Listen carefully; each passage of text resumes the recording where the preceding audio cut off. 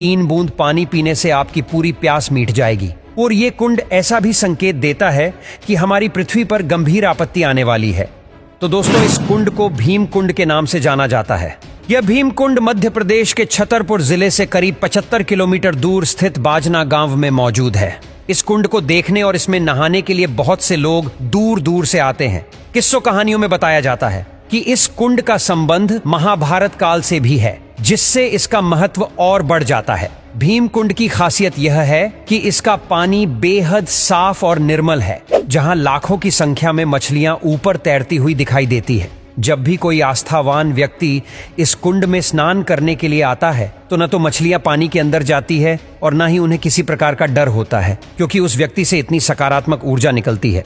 भीम कुंड की गहराई नापने के लिए कई वैज्ञानिकों ने दिन रात एक कर दिए, लेकिन आज तक कोई भी वैज्ञानिक और संस्था यह पता नहीं कर पाई कि आखिर भीम कुंड की गहराई कितनी है और आखिर कैसे एक छोटे से कुंड के अंदर समुंदर जैसी स्थितियां पैदा होती है। आखिर इस कुंड का महाभारत में क्या महत्व था, चलिए इस बारे में आपको थोड़ा बताते हैं। दरअसल ऐसा माना जाता है कि पांडव जब अज्ञातवास में रह रहे थे तब उन्होंने अपना कुछ समय भीम कुंड के आसपास गुजारा था। कहते हैं कि कई दिनों तक घूमते घूमते द्रौपदी को जब प्यास लगी तो पांडवों ने इधर उधर पानी की तलाश की, लेकिन आखिरकार जब उन्हें कहीं पर भी पानी नहीं मिला तो भीम ने अपनी गदा से एक चट्टान में जोरदार प्रहार किया और उसके नीचे से एक बड़ा सा जलाशय निकला। मगर उस जलाशय के अंदर जाने के लिए कोई रास्ता नहीं था और इसलिए अर्जुन ने अपने बाणों का प्रयोग करते हुए वहां एक रास्ता बनाया। और इस तरह न सिर्फ द्रौपदी ने बल्कि 5 पांडवों ने भी अपनी प्यास बुझाई। और यह कुंड भीम द्वारा बनाया गया था, इसलिए इसे भीम कुंड कहा जाता है। भीम कुंड 40 से 80 मीटर चौड़ा है और यह कुंड देखने में बिल्कुल एक गदा के जैसा दिखाई देता है।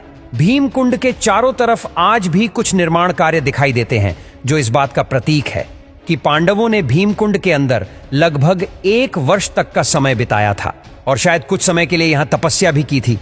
ऐसा कहा जाता है कि जब भी किसी तरह की कोई प्राकृतिक आपदा जैसे बाढ़, भूकंप, सुनामी आने वाली होती है तो इस कुंड के जल का स्तर अपने आप बढ़ने लगता है और यहाँ के लोग इस संकेत को देखकर समझ जाते हैं कि जल्द ही कहीं ना कहीं प्रकृति का प्रकोप बरसने वाला है। साल 2004 में सुनामी आने से पहले भी इस कुंड में अचानक कुछ हलचल पैदा होनी शुरू हो गई थी, जब इस कुंड से पानी की लहरें 15 से 20 फीट ऊंचाई तक अचानक उछलने लगीं। इसी घटना के बाद से भीम कुंड के दर्शन करने वाले लोगों की संख्या काफी बढ़ने लगी। कुछ दिनों बाद देश विदेश की मीडिया और दुनिया भर के वैज्ञानिक भी यहाँ पहुंच गए, जिसके बाद भीम कुंड पर शोध शुरू किए गए कि आखिर कैसे इस कुंड में समुद्र की तरह हलचल हो रही है। हैरानी की बात तो यह है कि वैज्ञानिक कई दिनों तक इस कुंड की गहराई को नापने की कोशिश करते रहे और कई गोताखोरों ने कुंड के अंदर झांक कर देखा। लगभग 22 फीट पानी के अंदर जाने के बाद वो लोग आगे नहीं जा पाए, जैसे कोई ताकत उन्हें आगे जाने से रोक रही हो। वैज्ञानिकों का कहना था कि इसकी गहराई नापना संभव नहीं है। इसके अलावा यहाँ गहराई में कई क्विंटल वजन की मछलियां मौजूद है और अंदर पानी का बहाव भी बहुत तेज है और साथ ही नीलम पत्थर के जैसी एक बड़ी चट्टान भी है। वैज्ञानिकों ने अपनी रिसर्च में आगे बताया कि जो मछलियां इस कुंड के अंदर मौजूद है, ठीक वैसे ही मछलियां समुंदर की गहराई में पाई जाती है। तो कहीं ना कहीं इस कुंड का संबंध समुंदर से मिलता जुलता है। कुछ समय बाद जब नेपाल और जापान में भूकंप आया, तब भी इस कुंड का जलस्तर अचानक से बढ़ने लगा था, जिससे यह कंफर्म हो गया कि प्राकृतिक आपदाओं से इस कुंड का कोई न कोई तो संबंध जरूर है। इस कुंड के पास में एक गुफा भी बनी हुई है, जिसमें शंकर जी का शिवलिंग विराजमान है। यहाँ पर आने वाले लोग इन्हीं की पूजा करते हैं। ऐसी भी मान्यता है कि इस कुंड में स्नान करने से सभी प्रकार के रोग दूर हो जाते हैं। इसलिए लोग इस कुंड का जल बोतल में भरकर ले जाते हैं, क्योंकि ऐसा भी कहा जाता है कि इस कुंड का पानी गंगा जल के समान पवित्र है। ऐसा कई सालों में देखा गया है कि गंगा के जल की तरह ही भीम कुंड के जल में भी कभी कीड़े नहीं पड़ते। ये एक अनंत स्रोत की तरह है, जिसका पानी कितना भी उपयोग में ले लिया जाए, लेकिन इसका स्तर कम नहीं होता। एक बार तो राज्य सरकार ने इस कुंड को खाली करने के लिए यहाँ वाटर पंप लगवाकर कई दिनों तक इसका पानी बाहर निकलवाया था, लेकिन इसके बावजूद भी भीम कुंड के जल स्तर पर कोई प्रभाव नहीं पड़ा। वो जितना पहले था, हजारों लीटर पानी निकालने के बाद भी उतना ही रहा। इसलिए लोग इसका प्रयोग पीने के लिए करते हैं। इस कुंड के अद्भुत जल के विषय में एक और चीज कही जाती है कि चाहे पीने वाले व्यक्ति को कितनी भी प्यास लगी हो, अगर इस कुंड का मात्र 3 बूंद जल भी उसने ग्रहण कर लिया तो इंसान की पूरी प्यास बुझ सकती है। इस कुंड से जुड़ी हुई एक और हैरान करने वाली बात यह है कि इसमें डूबने वाले व्यक्ति का मृत शरीर कभी नहीं मिल पाता।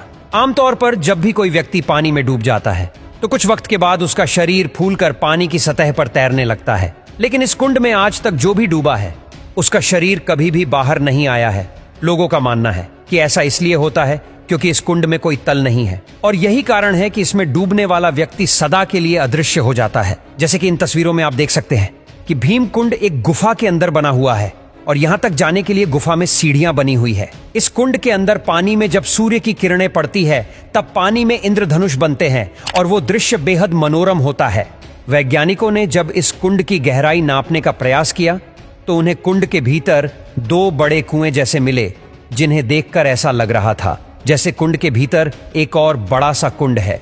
उनका मानना है कि इनमें से एक कुएं से जल आता है और दूसरे कुएं की मदद से बाहर निकल जाता है। हालांकि इस कुंड के नजदीक मौजूद लोगों का मानना है कि कुंड का भीतरी संबंध समुद्र के साथ है, जहां से बहुत तेज लहरों के साथ पानी आता जाता रहता है।